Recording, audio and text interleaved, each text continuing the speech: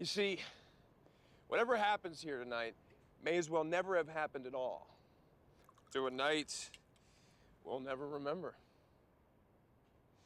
But the four of us will never forget. These videos are not for children. If you're a children, then piss off.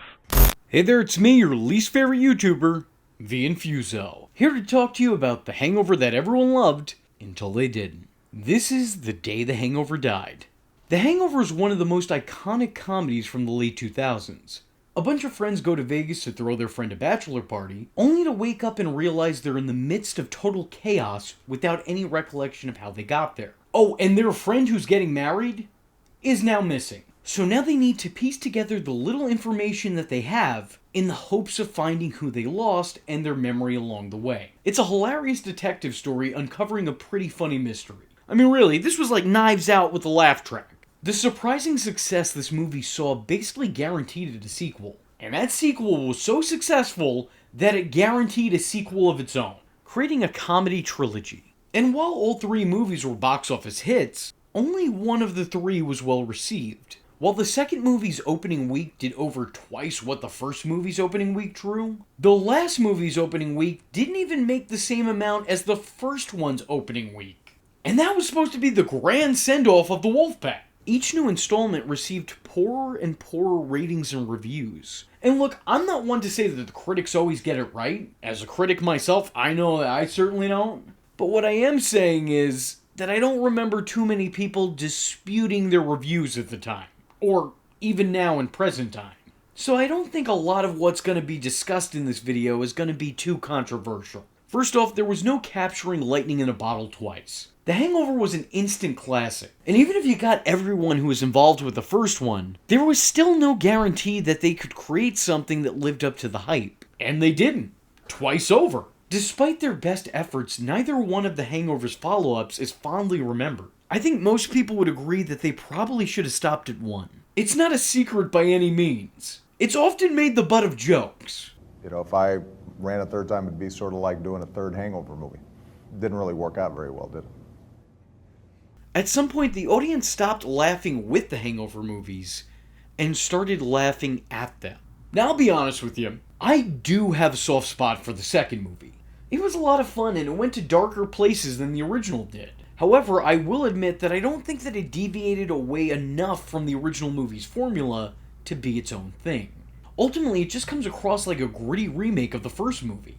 Things are changed, but barely. The changes in the two movies are so minimal that it felt like they made the Hangover 2 script using some sort of strategic Mad Lib strategy. They just changed names, locations, and people and situations, but it's all the same. Like literally the exact same. Someone is missing, yet again.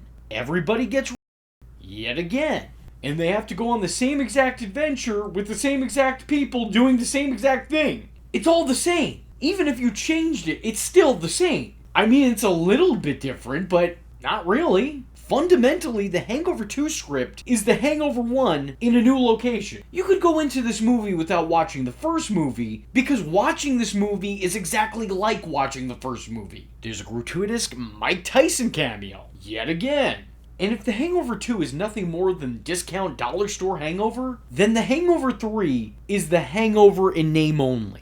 This one had the exact opposite problem. This time around, instead of trying to recreate the magic of the first movie and duplicate the script, they went the opposite route and made it so different from what came before that it no longer resembled the product people loved. It just kind of threw these characters into a new event while reminiscing on how great the first movie was. The Hangover 2 might not be the best. As a matter of fact, it definitely isn't. But it did at least balance humor and storytelling. This entry didn't really have anything to balance. This was old story with no laughs to be had throughout. There were references and callbacks galore, sure, but that did very little to make for a fitting ending to this three-parter. It's amazing that this set of films provided us something that fans could love, and then immediately followed by things that fans hated. The Hangover 2 might be repetitive. The Hangover 3 is spectacularly unmemorable. So much so that I've watched this movie 3 or 4 times, and there is so little of the movie that I've actually retained.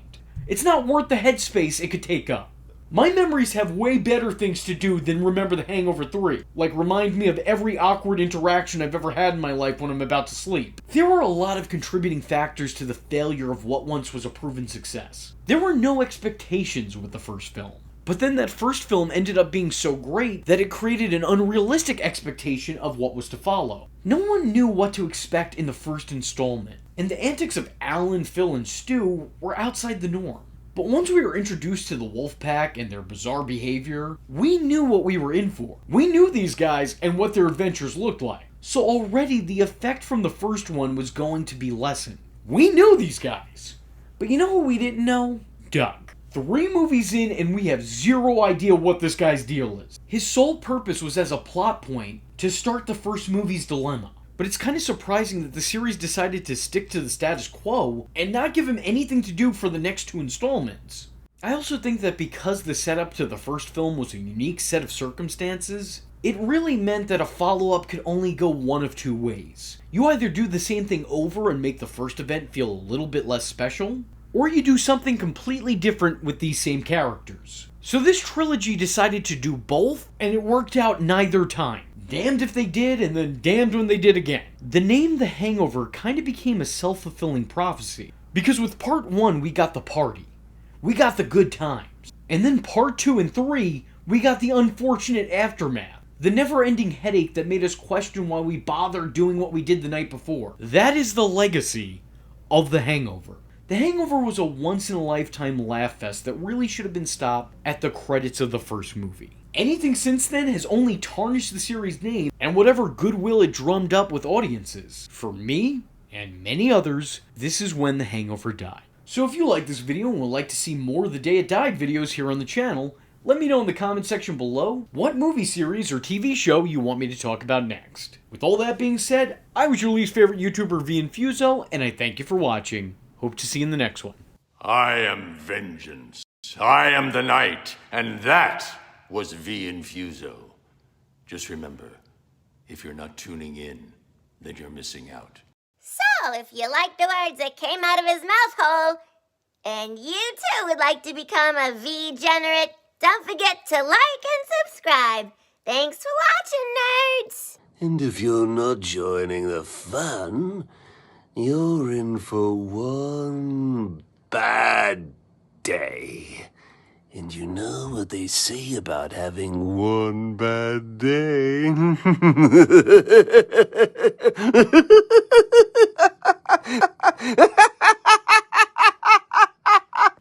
Catch him next time. Same bat time. Same bat channel. In other words, forget everything.